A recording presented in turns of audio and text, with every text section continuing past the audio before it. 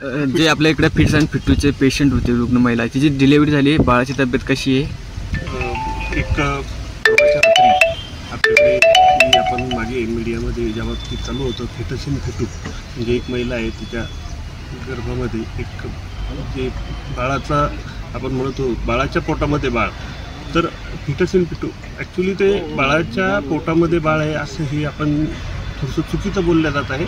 ते foetus in फिटूचा अर्थ असा होतो की एक ही डेव्हलपमेंटल ॲनोमली आहे आणि या डेव्हलपमेंटल ॲनोमलीच्या माध्यमातून जे काही बाळाच्या पोटामध्ये एक मासाचा गोळा तयार होतो आहे त्याला आपण फिटस इन फिटू अशा नावाचा संबोधलं जातं आमच्या मेडिकल टर्मिनॉलॉजीमध्ये.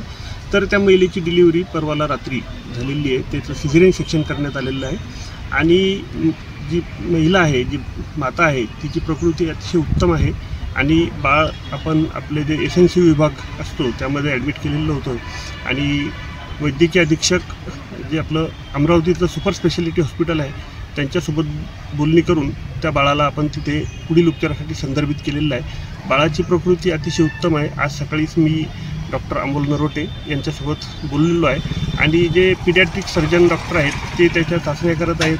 त्याचा आता एक CT स्कॅन केला जाणार आहे आणि जे काही त्याच्या पोटामध्ये एक मांस आहे जो आपण मांसाचा गोळा म्हणतो, तर त्याच्यावर शस्त्रक्रिया त्याच्या प्रायमरी तपासण्या झाल्यानंतर करण्यात येईल.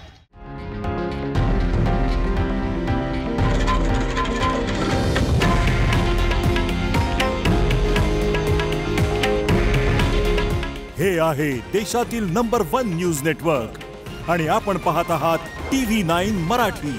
काळजी तुमची, हित महाराष्ट्राचं.